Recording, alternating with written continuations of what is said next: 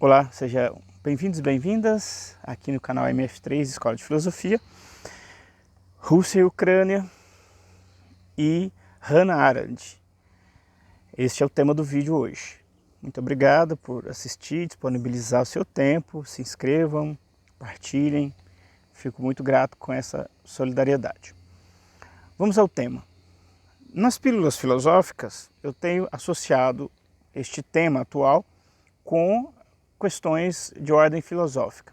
Hoje, especificamente, é sobre algumas ideias da Hannah Arendt, que depois eu vou desenvolver estas ideias. Aqui, mais ou menos anotado, para esta filósofa, que viveu a experiência da Segunda Guerra Mundial, sendo judia,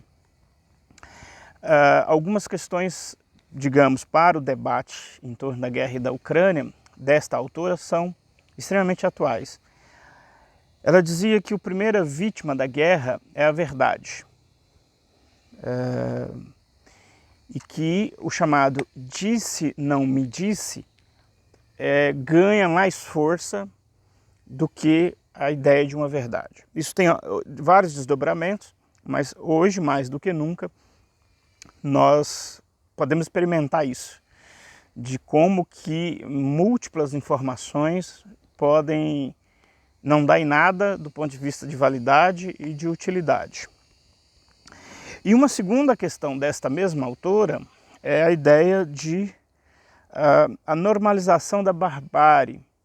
Esta autora esteve como repórter em Jerusalém por ocasião do julgamento de um nazista com o nome, eu acho que Eichmann, que é o nome dele, ou Eichmann.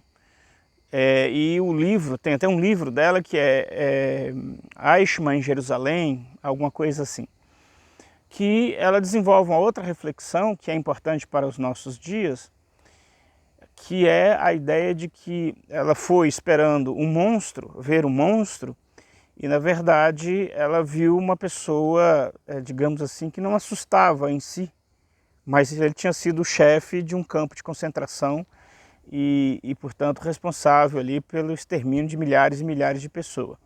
Então esta normalização e uma espécie de rotina da barbárie.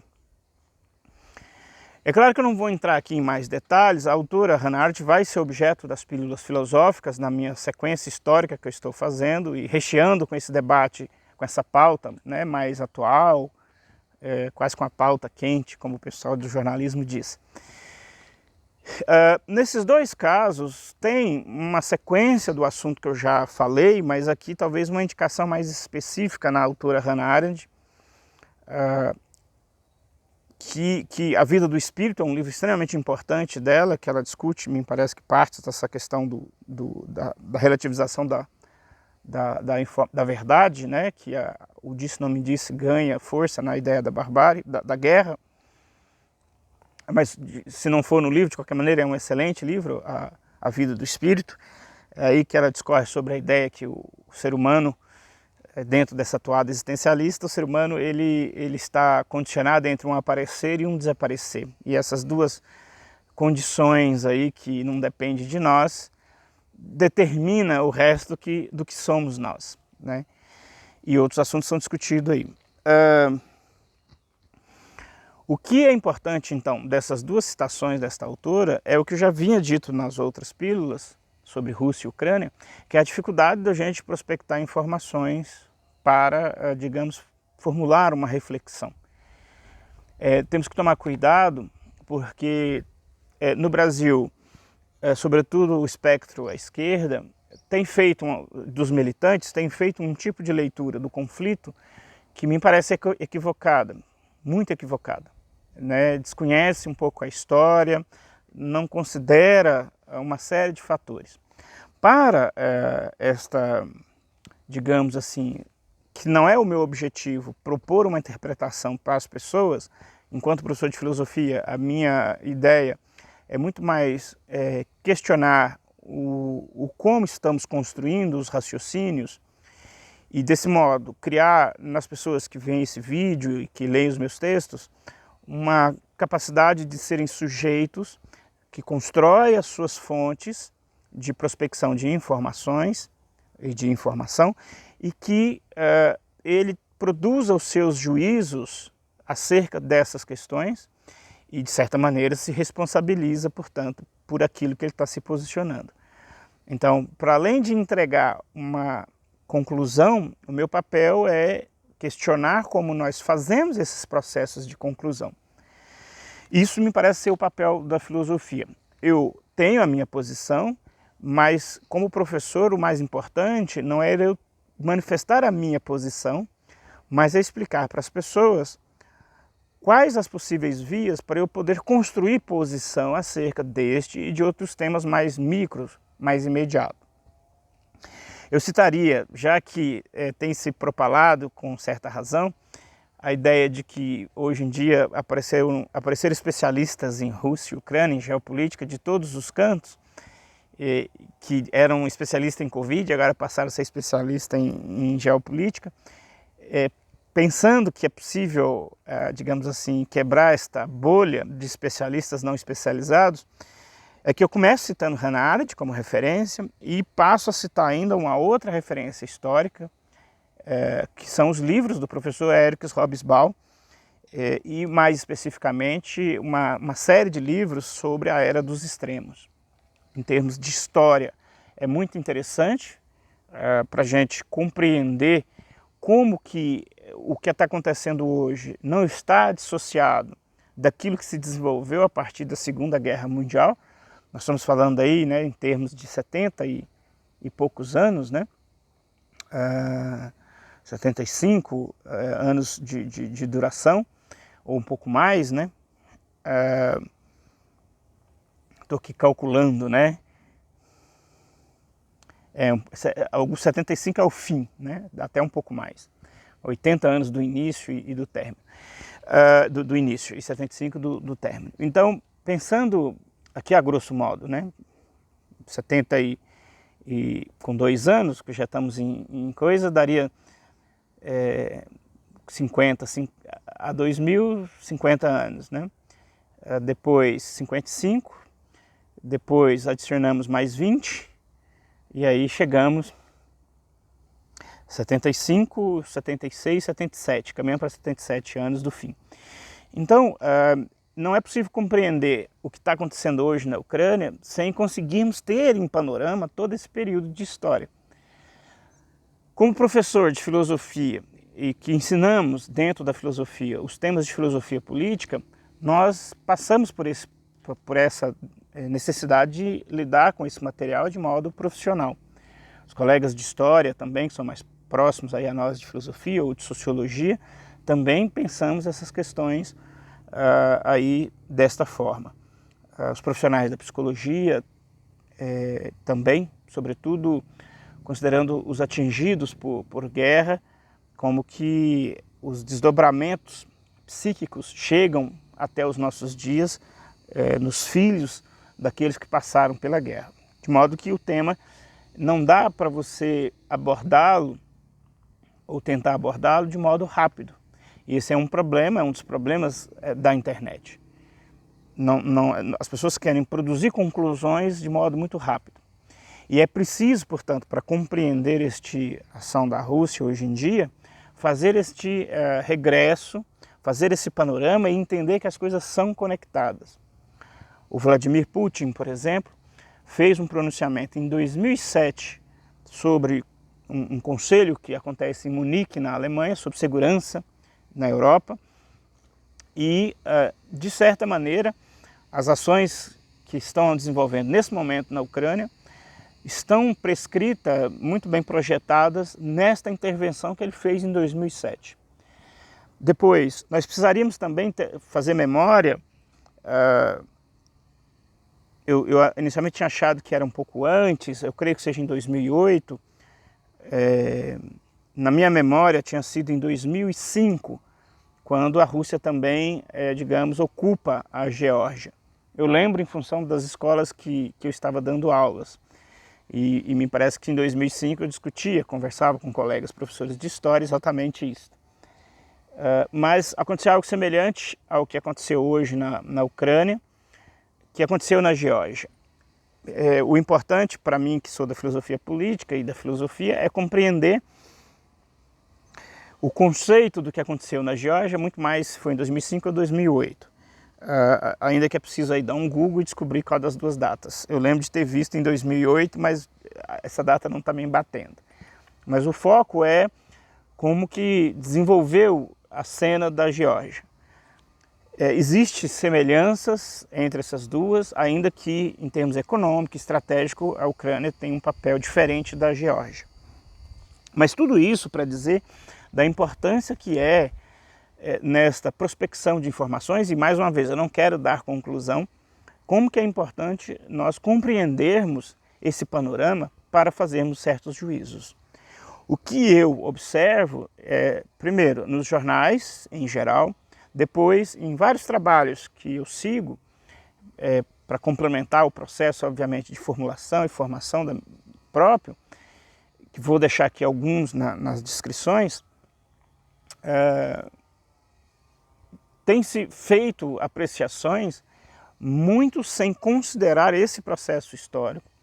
Então, a grande mídia replica um modelo estadunidense do que se deve pensar acerca desse conflito.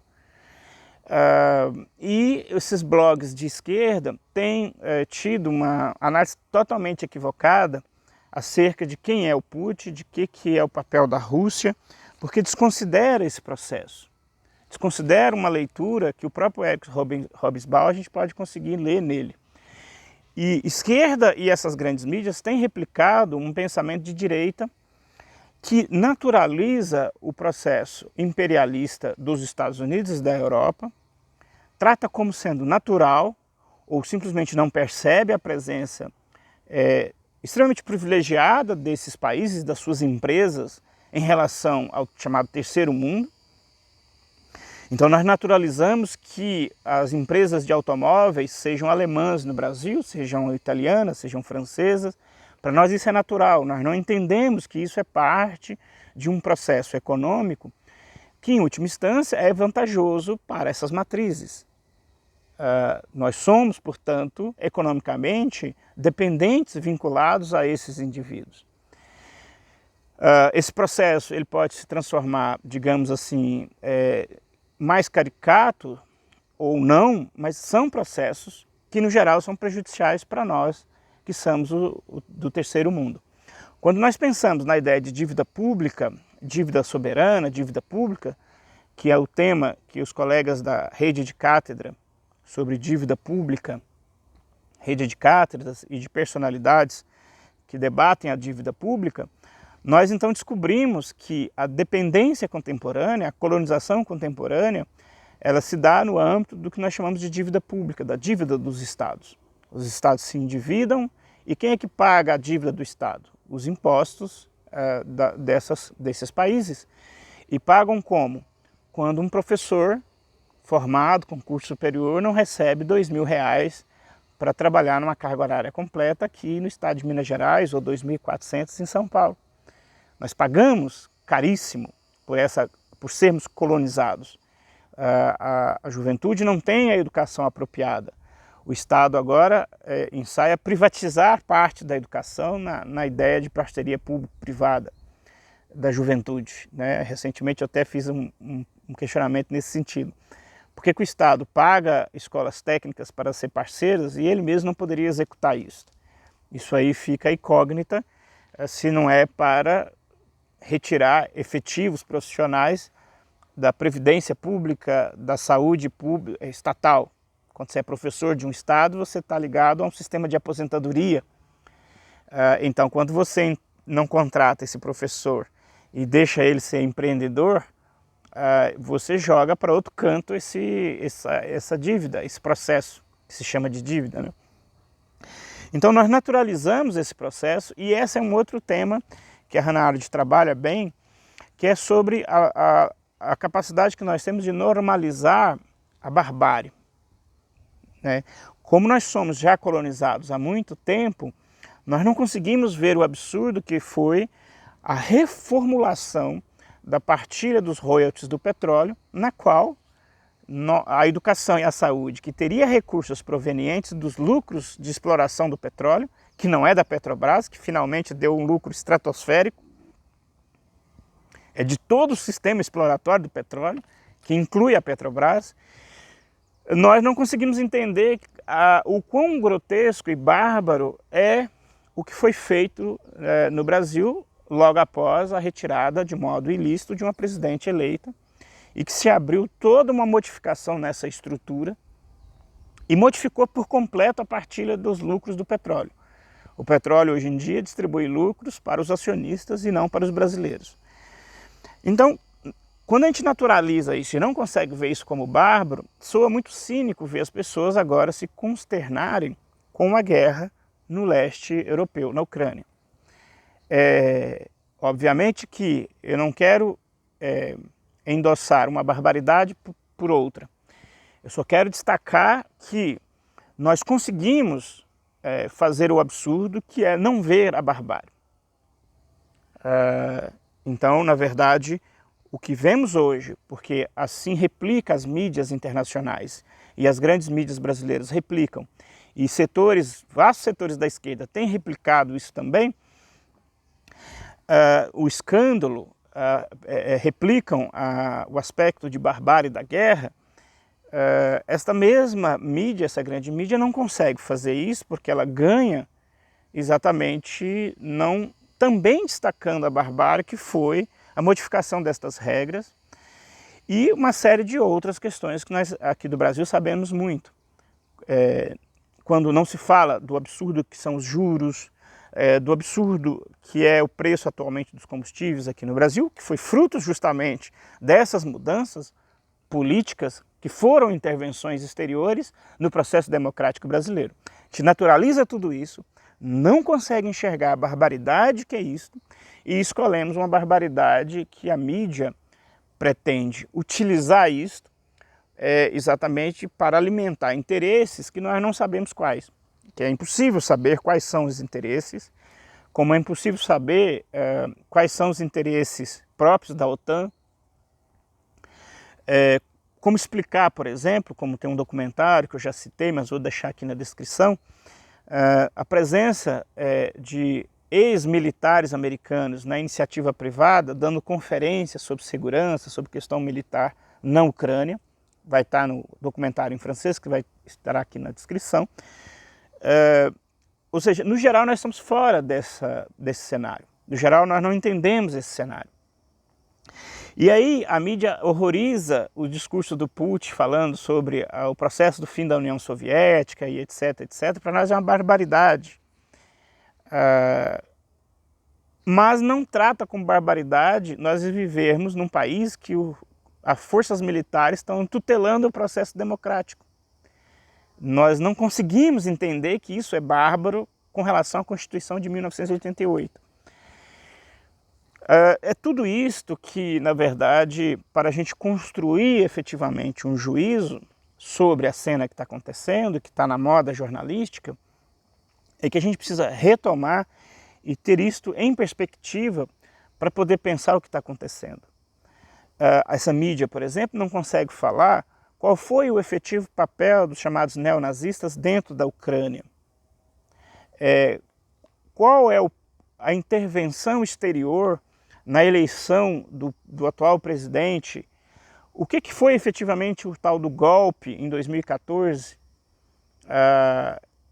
Não se fala disto, né? A mídia simplesmente não consegue formular uma reflexão disto. E replica a ideia de que o bárbaro é este que agora, do nada, está promovendo a guerra.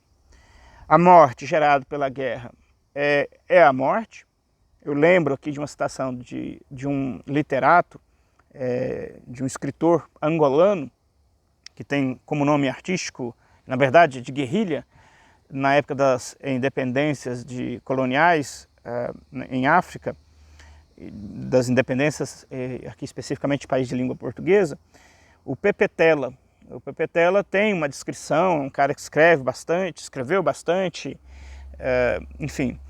Ele descreve muito bem a questão da guerra, né? A guerra tinha duas coisas, que era o odor, eu não lembro do que propriamente, mas a gente supõe que é carniça, e tinha uma segunda coisa, que era, não sei se é o silêncio, que tinha e os odores horríveis pelas ruas. A guerra era isto, né? Não tinha nada que a cinematografia torna estético, né? Os filmes do Rambo nos anos 80, 90, os filmes atuais de guerra que os Estados Unidos estão sempre, né, como herói, o herói dos filmes de guerra americano.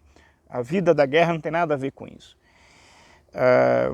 A vida de miséria de um morro carioca, de uma favela em São Paulo, também não tem nada de belo, de encantador.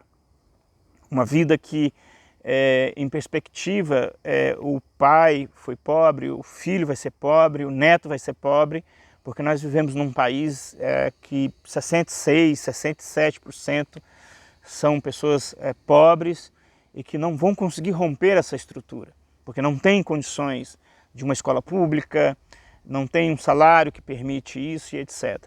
Então, essas situações que não são narradas pelas grandes mídias, elas são doloridas e devem, enquanto humanismo, serem, obviamente, evitadas a todo custo.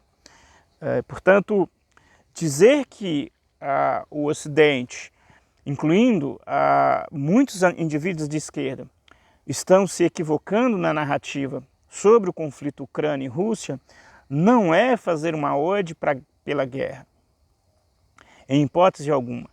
É chamar a atenção que quem faz mais estas guerras são exatamente esses que parecem que não estão envolvidos, parece que eles não fizeram nada, né? Eu não mexi com nada, eu não provoquei nada. É isso que a mídia em geral está produzindo. O que aconteceu na Líbia foi bárbaro, o que aconteceu na Síria foi bárbaro. Mas observem que a narrativa que foi vendida e macerada e macetada na cabeça das pessoas é que era contra o malvado e que os libertadores, aqueles que levam a paz, estariam ali para libertar o povo. Essa é a narrativa ocidental que não coincide com o que está acontecendo na Líbia hoje, que voltou a ser um lugar de venda de escravos. Só para a gente aqui resumir a conversa. Essa mesma mídia também não fala da ocupação marroquina do estado do Saara Ocidental. A República do Saara Ocidental, aliás, as pessoas nem vão saber o que é isso, o que é o Saara, o que são os sarauís. Dá um Google, Saara Ocidental. Vocês vão descobrir que existe um país que o Marrocos ocupa. Há quantos anos? 45 anos, 46 anos. E que fez um grande muro para deixar essas pessoas em completa miséria no deserto, enquanto o Estado do Marrocos explora as riquezas marítimas. Então, nós precisamos, e é esta a proposta minha, que às vezes parece até que eu estou militando em prol de um ou de outro, mas esta é a questão que nós não podemos perder de vista na composição dessa nossa percepção do que está acontecendo na Rússia. Na verdade, o que está acontecendo de diferente é que, finalmente, os grandes conglomerados de interesses ocidentais estão sendo confrontados em pé de igualdade. E, nesse sentido, é a novidade. Mas o próprio conglomerado de interesses ocidentais praticam esse tipo de assalto à torto e à direito, em vários níveis e modalidades. A interferência, por exemplo, da OEA e dos Estados Unidos na Bolívia, por exemplo, gerando o maior terror e o maior caos, nós não podemos esquecer disso. Isso coisas muito imediatas. Não estou falando da intervenção dos Estados Unidos na Nicarágua, quando os Estados Unidos matou sistematicamente, através dos agentes da CIA, todos os jovens que participavam de grupos de jovens na Nicarágua, por exemplo. Literalmente foi assassinando um por um, quando ocupou o Panamá e assim vai. Né? Nós não podemos esquecer que esses são mais antigos, os anos 60, 70 e 80. Pensemos só nos mais recentes. A intervenção comprovada na Bolívia, no processo eleitoral boliviano. E coisas mais discutíveis que no futuro nós vamos conseguir documentar ou não da interferência mais recente no Brasil. No fundo, a questão é que é muito difícil formular questões, ainda que é possível já identificar uma falsa narrativa do Ocidente. Fazendo essa comparação, portanto, entre fatos e narrativas dos últimos 30 anos, nós conseguimos, então, identificar que são narrativas parciais. Como também podemos ver narrativas parciais nos meios de comunicação ligados à Rússia, por exemplo. Isso também é possível ser visto não só do lado ocidental, mas também do lado russo. São narrativas que, na verdade, não batem. E aí, a questão da Hannah Arendt. É difícil pensar, então, a concreticidade da coisa mais imediata, porque fica difícil esta narrativa, afinal de contas. São as pessoas de Donbass, as milícias que se organizaram, que vêm certamente da experiência comunista. Esse tipo de organização não está muito ligado ao egocentrismo, ao egoísmo consumista ocidental. Então esse nível de articulação coletiva, sem dúvidas, tem conexão sim com o período da União Soviética, porque foram indivíduos mais velhos que se formaram inicialmente enquanto pessoa e identidade num período. Então existe possibilidade de haver essa relação. Essas comunidades seriam elas que estariam atacando injustamente a Ucrânia, ou a narrativa da Ucrânia, que são eles que atacam a Ucrânia. Por exemplo, isso é meio difícil de saber. É ingênuo, inicialmente, dizer que é um ou que é outro. O fato que está acontecendo, e desde 2014 isso vem acontecendo. É preciso analisar um pouco mais como é que foi a perseguição dos chamados neonazistas no interior da Ucrânia, dessas outras minorias étnicas. O documentário que eu vou deixar aqui, já partilhei em outros lugares, por exemplo, fala em terreno como é que aconteceu essa cena. Sobretudo ao sul, em Odessa, onde aconteceu uma cena dramática de encurralar o pessoal dentro de um sindicato e tacar fogo no prédio. Então, quer dizer, existem aí narrativas que nós precisamos continuar verificando e não apressar em fazer conclusões. Por fim, eu acho que a esquerda e todos esses militantes simpáticos da esquerda brasileira ficaram embaralhados com o que Bolsonaro foi fazer na Rússia e, por extensão, associaram o Putin ao Bolsonaro, como se o Putin fosse um Bolsonaro. Isso é um erro também muito simples. Depois, comprar a ideia ocidental do chamado que o Putin seria um autocrata. Isso também é um outro equívoco analítico de compreensão do que é os modelos democráticos. Essa fantasia americana de que há uma troca de poder com os presidentes e não se fala no chamado Deep State, por exemplo, que na verdade é único e que não muda desde os anos 70. As oligarquias, os grandes donos do dinheiro americano, eles não se modificam, eles fazem esses representantes os seus empregados. Nós podemos observar que entre a democrata ou republicano nos Estados Unidos, a política externa modifica muito pouca coisa. O Obama, que seria o grande governador, fez tanta guerra no exterior quanto o Trump, quanto o Bush. Pouca coisa para cima, pouca coisa para baixo. A política externa americana, independe de que partido que eles estão no poder, é uma política que é muito idêntica nos últimos 40, desde a guerra.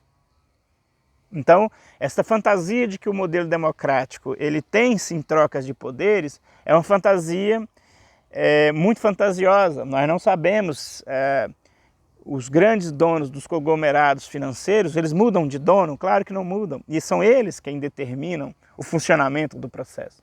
Então essa fantasia de que a troca de um presidente na França, na Inglaterra, de um primeiro-ministro, a coisa modifica, os interesses fundamentais da estrutura modificam, é uma fantasia da democracia ocidental. A democracia permite, por exemplo, na América Latina, intervenções das mais diversas para beneficiar os Estados Unidos. O atual governo é um governo eleito democraticamente, vendemos tudo quanto é empresa, estamos fazendo a barbaridade que esse indivíduo faz.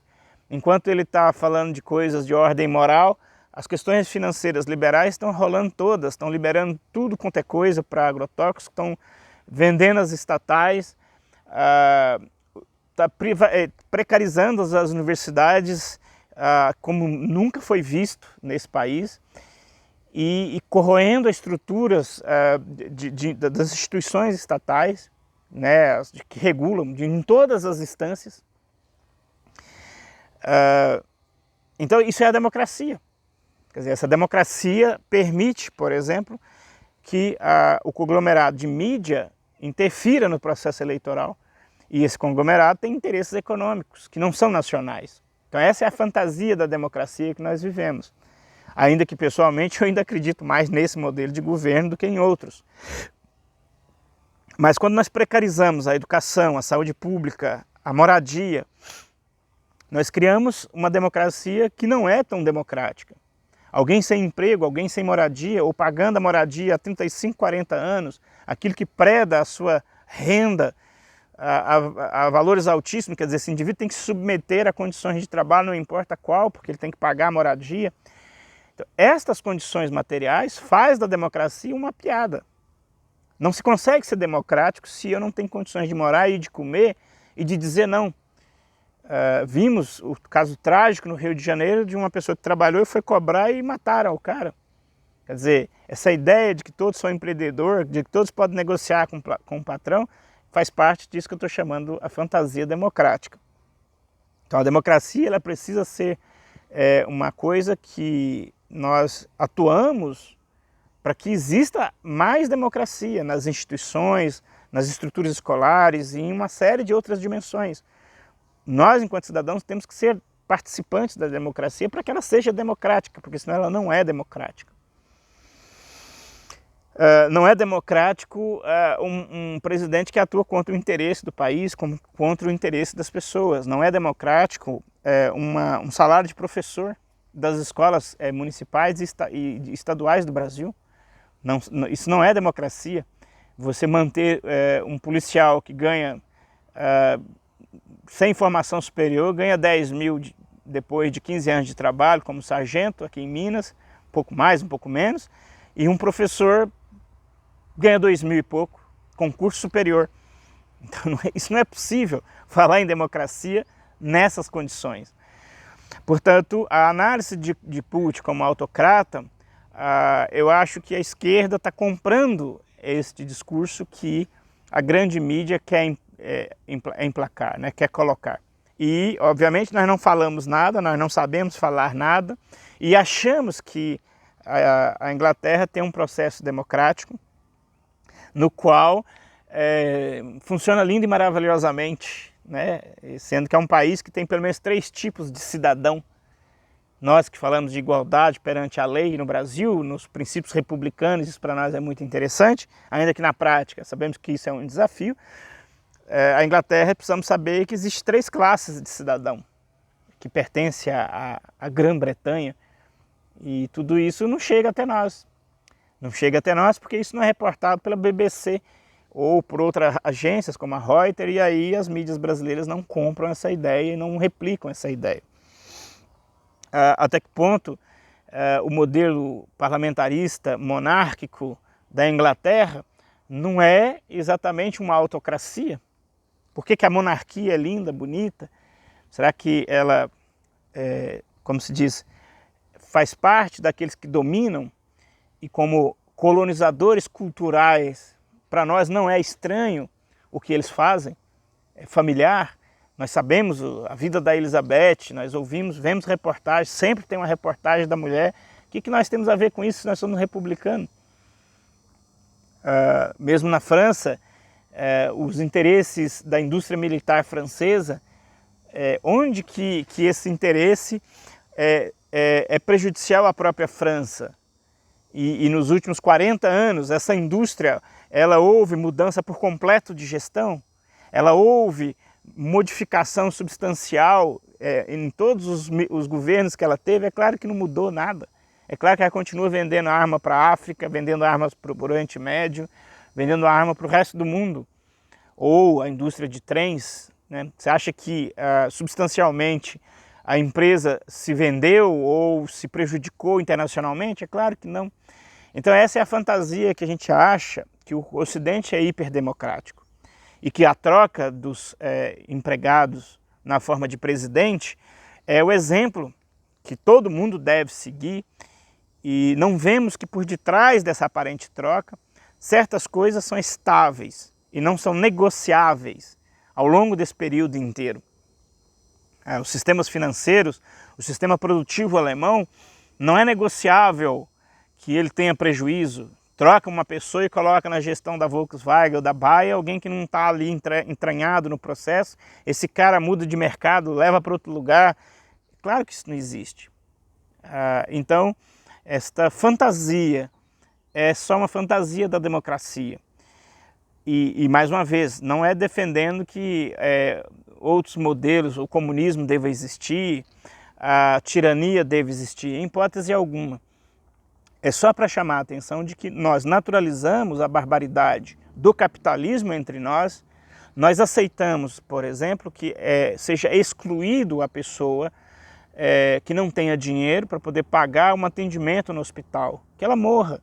Nós naturalizamos isso. Isso para nós não é absurdo. Nós naturalizamos as péssimas qualidades das escolas públicas, que são autoritárias, extremamente autoritárias, são precárias.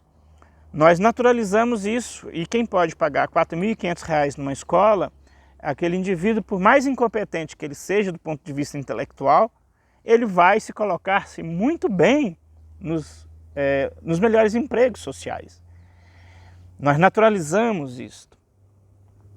E esta é a mítica que a filosofia, digamos assim, serve para que a gente desconstrua esses lugares míticos e perceba a barbaridade aqui entre nós. E não só esta que é interesse que se perceba como barbaridade, que na verdade é um uso da narrativa para jogar a opinião, produzir consternação, para tirar proveitos de ordem econômica. Então, essa produção desse desespero em torno da questão da Ucrânia é nada mais, nada menos o interesse ocidental, isto é, os países europeus e os Estados Unidos, para tirar proveito das suas opiniões, da opinião dos seus concidadãos, dos seus cidadãos internos, para que politicamente tenham uma sustentação para fazer isso que eles estão fazendo. É basicamente isso. E aí sempre pinta a figura do Putin como uma pessoa absurda, compara ele com Hitler, não tem nada a ver com isso. O Putin não é isso. E o Bolsonaro, eu também não sei explicar o que ele foi fazer lá, se alguém souber, deixa aqui nos comentários, porque nem eu sei o que ele foi fazer lá e qual é o jogo de xadrez do Putin de, obviamente, receber uma figura como o Bolsonaro, que tem vários traços de incompetências diversas que não tem nada a ver com a figura pessoal do Putin. Certamente houve aí interesses que nós não sabemos. E se não houve, o simples fato de não falar gera, portanto, especulações das mais diversas possíveis. Muito obrigado, e quem chegou até aqui, muito obrigado, em especial o desafio de produzir conteúdos um pouco mais elaborados aqui para o YouTube.